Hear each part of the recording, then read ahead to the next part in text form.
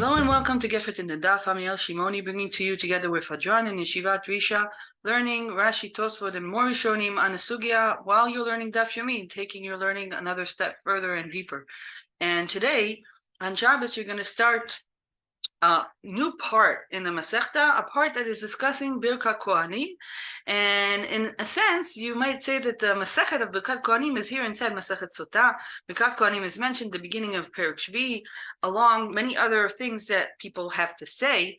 And the question is, do they have to say them in Lashon HaKodesh or in every language? And Birkhat kohanim is just one of them. But if you look at Birkhat kohanim, it's the only one that really got a very, very long emphasis, much more than any other section of that Mishnah. And there's a question, why? Why did Rebbe do this? Why did Rebbe put Birkhat kohanim here in Masechet Sotah? At the end of our Gefet, I will try to give an answer to this question. It's a speculative answer, but we'll give that answer after we will learn a little bit more about Birkhat kohanim. So what we will see in our sugya is that there's a very big question about Birkhat kohanim. What is the connection, or exactly how to look at Birkhat kohanim and Avodat Mikdash? Avodat Mikdash is one thing that kohanim do; they work in Bet Mikdash, and here you have a bracha. And is this bracha similar to working in Bet Mikdash, or is it of a different kind, and different kind of cue, maybe a whole different thing altogether? So let's begin. We're looking at the Mishnah starting in Daf Lamed Zayin Amud Bet and continuing in Daf Lamed Chet. Says the Mishnah, Birkhat kohanim keitzad.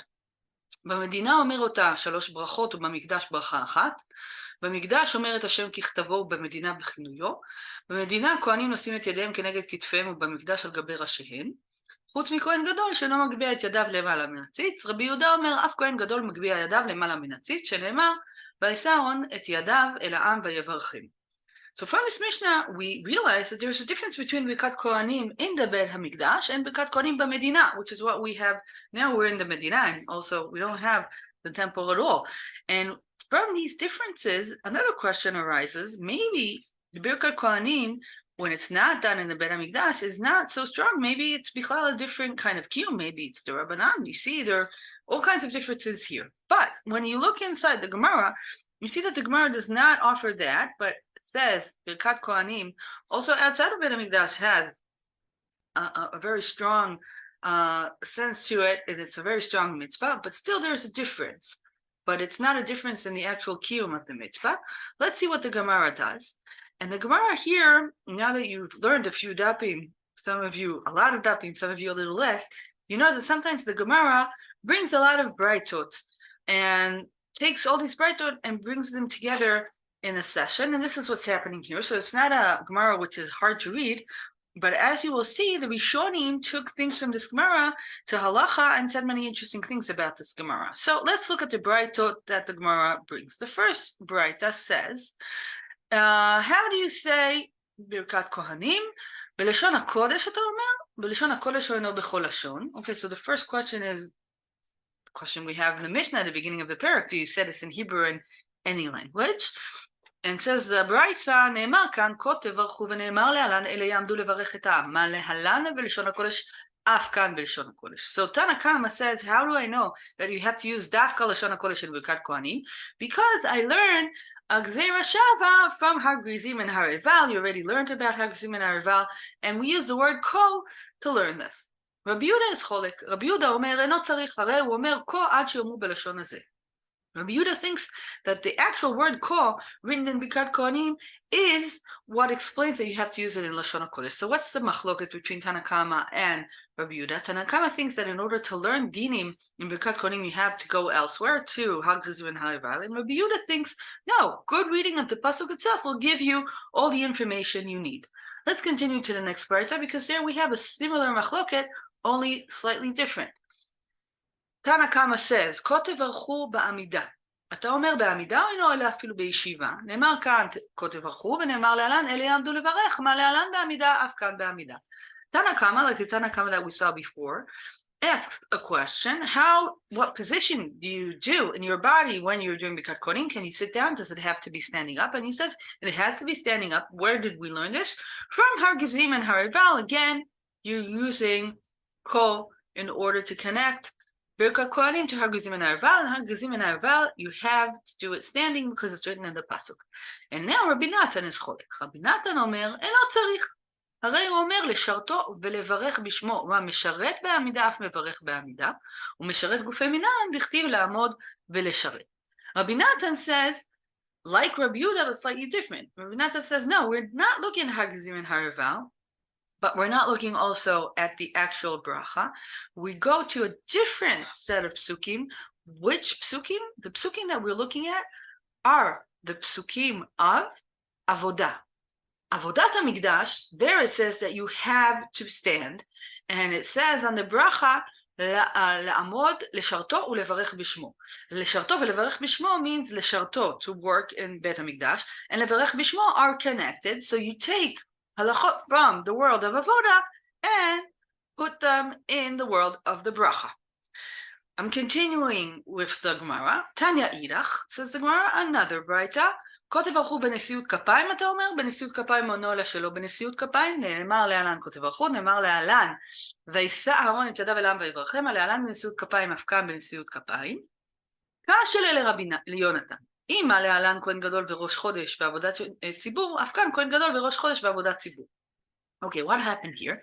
Here, the Gemara is bringing a Braita asking, how do you know about the position of the hands? Maybe you have to put your hands up or down, and it says, where do we know that you have to put your hands up? We learned from the pasuk, "Vayisa Aharon et yadav el ha'am vayevarchem." The first Birkhat kohanim is described in Parashat Shmini, that Aaron goes together with Moshe into Oel Moed, then goes out and raises his hands and says a bracha to the tzibur, and it's not written there in Vayikra, but we know from other places that was Birkhat kohanim. So that's how we know that you have to raise your hands at Birkhat kohanim. And here comes the kushia of Rabbi Yonatan. He says, well, if we learn from Parashat Shmini, maybe we have to take everything that happened there, and that will be the only way to say Birkhat kohanim, because there it was Dafka Aaron, Dafka Kohen Gadol, it was Dafka and Rosh Chodesh, it was Rosh Chodesh Nisan, and Dafka when you're doing Avodat Tzibur. Maybe Birkhat kohanim can only be said in such circumstances, like Avodat Yom HaKippurim, that has to be done in a specific way. Says Rabbi Natan in the Braita, אינו צריך, הרי הוא אומר, הוא ובניו כל הימים, מקיש בניו לא, מה הוא בנשיאות כפיים, אף בניו בנשיאות כפיים, וכתיב כל הימים, ואיתקש ברכה לשירות. Says Rashi, what does it mean, איתקש ברכה לשירות? What did Rav Natan say? So says Rashi, Rav Natan, what he told Rav Yonatan is, after we learned halachot of Birkhat kohanim from Avoda, that we learned that in the previous Braita, then nobody will think that it has to be only in Kohen Gadol and only in Rosh Chodesh and only Avodat Tzibur, because we learned the halachot of Birkhat kohanim from everyday Avoda, and everyday Avoda can be done also with regular kohanim and is done every single day. So that's Rashi in Dibur Matchil ve'itkash bracha leshirut. So we saw that the Gemara here is claiming that Birkhat kohanim learns from three different areas. It can learn things from Hagrizim and Haraval, but it could also learn from itself, and it also learns from Avodat Bet HaMikdash, and it also learns dinim from the first time that Aaron was being mevarech the Am on Parashat Shmini. Now I want to look at the Tosfot on the sugya, and here in the Tosfot we have an interesting phenomenon. This Tosfot is long, and the first part of it deals with issues of machshava and agada, and I dafka don't want to read that part, but I highly recommend that you read it. It's a fun Tosfot to read and very interesting. But at the end of the Tosfot, we have a psak of the read, and you should notice sometimes Tosfot brings piskei halacha from Balei Tosfot in their commentary, and this is such a situation. And let's see what the Ri is being pasking to halacha from the sugya. Says the Tosfot Dibur Matchil Harei Omer, at the end of the Tosfot, ונראה לרי, כהן שברך ברכת כהנים בישיבה, לא עשה ולא כלום, הועיל ואיתקוש ברכה לשירות, וגבי שירות אמר בפרק בית הצבחים, ויושב מחלל עבודה, לכך אף כאן צריך לחזור ולברך מאומן. So we see that Ri takes the Gemara 100% seriously. It says in the Gemara that you have to stand because we learned that from shirut from avoda. So I have to look, what are the dinim of Amidah and Avoda, and the same din will apply to bracha. What is the din of Avoda and Amidah? He says, if you go to Zvachim, you see that if a kohen is sitting, then his Avoda is worth nothing. Only if he's standing, then the Avoda counts. And not only it's not worth anything, it's being mechalel Avoda. Says the Ri. That's why I think if a kohen was doing a bracha, Birkhat kohanim, sitting down, it's as if he's done nothing, because we learned the same halachot of Amidah from Avoda, because the Gemara said we're doing a hekesh from bracha le Avoda. The thing here in the Ri, our big surprise is that the Ri is taking it fully, very, very seriously. And here we have a new question. Not only standing is a din in Avoda, we have a lot of other dinim in Avoda, and not all of the dinim really work in Birkhat kohanim. Actually, there's one big din that you will see in Parashat HaShavua, the din of Baalei Mumim. Baalei Mumim are not allowed to work in Bet HaMikdash. However, a Baal Mum can't be Noseh Kapayim if the community knows the Baal Mum and is not distracted by it. So obviously, there's a very big difference between Avoda and Bracha, and still the Ri here thinks that the din of Amidah is exactly the same. How about other dinim? So I want to look at the Keren Orah, which is a late parshan. He's an Acharon from the 18th century, and he was the Rav of Karlin, and he wrote the book Keren Orah, which is very, very interesting commentary of an Acharon on Masechtot, and we're very lucky to have him on Masechet Sota. And he brings up this discussion and will show us all kinds of interesting things in the Rambam. Okay, so the Keren Orah says, צריך לדקדק. מה ישנה דלא מקשינן ברכה לשירות לעניין בעל מום? Okay, so he asked the question that I asked before. Okay, if you are connecting Amidah to bracha, why aren't you connecting the din of Baal Mum? Baal Mum is allowed. And continues the Keren Orah and asks, ואפילו שטויי יין לא ילפינן מדאית כשלה משרת, אלא מדאית כשלה נזיר, כדאמרינן בתענית. וגם זה מדרבנן בעלמא. ומה לא מקשינן לגמרי למשרת כמו הכא לעניין עמידה. Says the Keren Orah, another din is not the same in Avoda and Bracha. The din of drinking wine. Drinking wine, so if a kohen has drunken wine, he cannot do Avoda, and if he's doing Avoda, it's Mechalal the Avoda. However, says the Keren Orah, if you will go to Masechet Nazir, to Masechet Ta'anit, you will see that in Masechet Ta'anit, there is a rule that a kohen cannot be Noseh Kapayim if he drank wine, but it is learned from a Nazir, and it's not learned from Avoda, and it sounds as if it's a din de Rabbanan. I won't open the Gemara right now because I want to show you other things, but up to now, the Keren Orah claims we see two things that are very different between Avoda and Bracha, Baal Mum and Shtiyat Yain. And continues the Keren Orah and says, וצריך לומר, דווקא לעניין עמידה אותם מקשינן למשרת. דכתיב, לעמוד לשרת, אבל לשאר מילי לא מקשינן. דלאו עבודאי. So first the Keren Orah says, maybe this whole hekesh of the Gemara is very, very specific. It's only regarding Amidah. And anything else is different. So it's not there's such a strong connection between Avodah and Birkhat kohanim. It's just one part of it, just the standing. Then continues the Keren Orah and says, בתענית שם כתבתי על דברי הרמב"ם ז"ל, שכתב דשטויי יין ילפינן מדאיתקש לעבודה. וזה לא כמשמעות הש"ס בתענית. וגם נחלקו הראשונים ז"ל בכהן שהמיר, היא יכול לשאת כפיו אחרי ששב, וגם בזה דברי הרמב"ם ז"ל לחומרה מדאיתקש למשרת. So here the Keren Orah sends us to look at the Rambam, and the Rambam we see a very interesting phenomenon. The Rambam is using the hekesh of bracha l'shirut that we see here in the Gemara, but Dafka doesn't bring it with talking about Amidah, and he brings it talking about other issues. About Amidah, the Rambam says, why does the Kohen have to stand? Because of Kotev Alchu Be'Amidah. That's Rambam in Chot Tfilah Nesiut Kapayim, Perek Yudad Halacha Yud Aleph.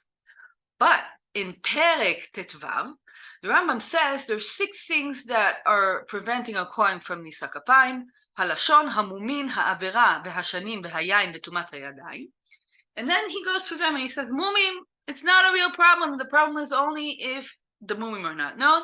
But in Halacha Gimel, he says, kohen שעבד עבודת כוכבים, בין באונס בין בשגגה, אף על פי שעשה תשובה, אינו נושא כפיו לעולם. שנאמר, אך לא יעלו הכהנים על הבמות, וברכה כעבודה היא. שנאמר לשרתו ולברך בשמו. Listen to what the Rambam said. ברכה כעבודה היא. It's like Avoda, and he's saying that regarding a whole different issue, nothing that was written in the Gemara. He's saying a kohen who has been Oved Avodah Zarah, under any circumstances, is not allowed to go back and be Oved in Bet HaMikdash. And he says the same thing goes to bracha.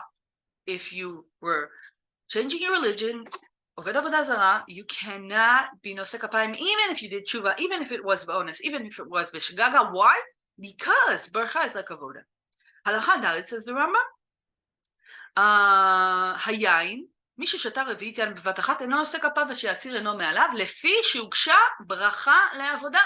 So we see that the Rambam speaks also about wine and also about Avodah Zarah, and he learns it from the Hekesh in the Gemara, that in the Gemara Bichlal didn't talk about these two things, but the Rambam obviously takes this idea that a bracha is ka'avodah and makes it something much larger than any other rishon.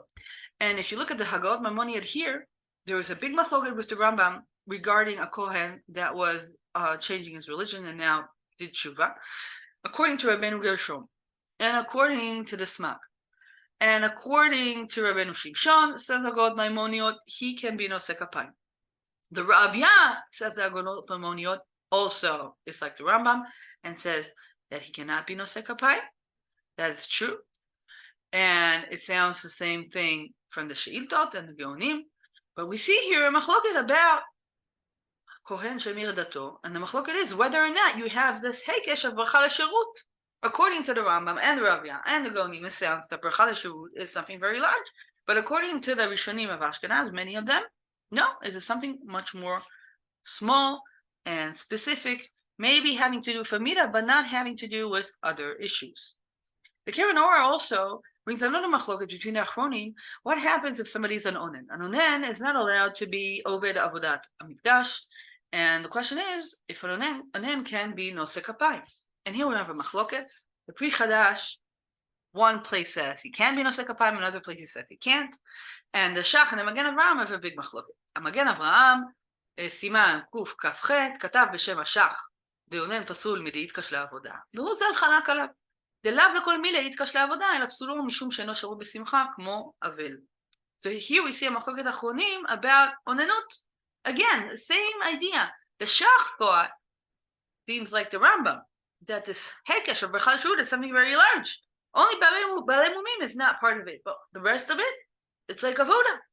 Only balei mumim are an exception, and the Magen Avraham was cholek and thinks that it's a much smaller connection between bracha and avoda. So after we saw the Keren Orah, I just want to sum up. Let's see what we saw. In avoda, you have to stand.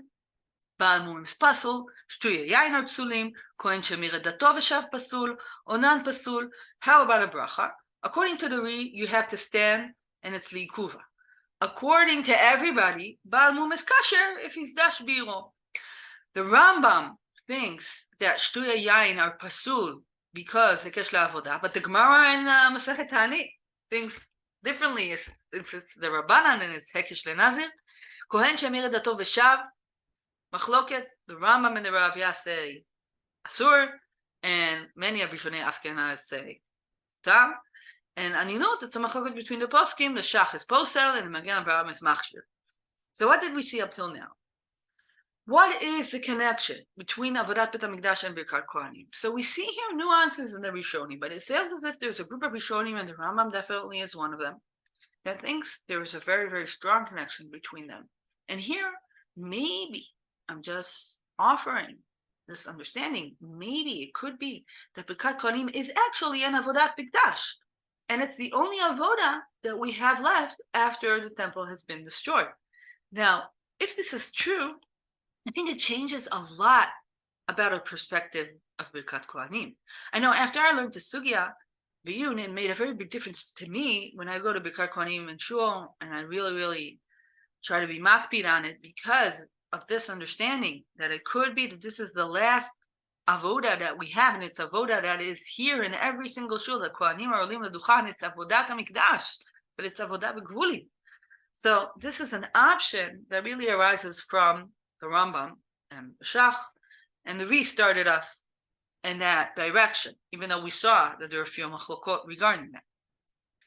So after we saw this option that maybe Birkhat kohanim is an avodat hamikdash that we still have today, I want to return to the question that I asked in the beginning of this short shir. I asked, why is Birkhat kohanim discussed here in Masechet Sota?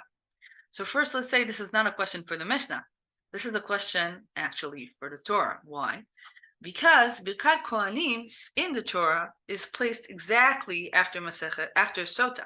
You have there Nazil, Sota, and Birkhat kohanim. It's Rebbe did exactly what the Torah did, and we're asking God now, why, Kadosh Baruch Hu, why did you put these three things together, Nazir, Sota, and Birkhat kohanim?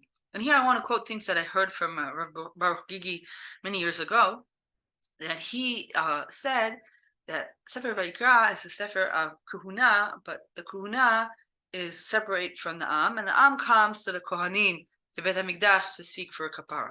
But the Midrar is the Sefer of the Am. And here you see how the Mikdash comes to the Am. And these three things, Nazir, Sota, and Birkhat kohanim, are connections that Kohanim have, dafka by going out of Bet HaMikdash towards the Am. Nazir, you see that anybody from the Am can be like a Kohen Gadol. Sota, you see that God, Shem Hashem Nimcha Lamayim, Lashkin Shalom Ben Ish Leishto. And Birkhat kohanim is the bracha of the Kohanim to the Am. And therefore, maybe the fact that these Kohanim can do the bracha, even though they're Balei Mumim, it's because we have here a softer and a different kind of Avoda, an Avoda that looks outwards and not taking the Am inwards, but taking the Kedusha and facing it towards Am Yisrael, Achutza, and not Pnim. So this is an idea that I heard many years ago, and I think it's worth a thought, and it's a very good question and an interesting answer. And I hope what we learned today may also follow you in the next dapim, that you will be learning more halachot of Birkhat kohanim, and these dapim are very, very fascinating. And this is really Masechet Birkhat kohanim, so I hope you will enjoy this small Masechet that you're meeting inside Masechet Sota, and Be'ezrat Hashem, we will meet again next week, maybe discussing already Egla Arufa. Take care.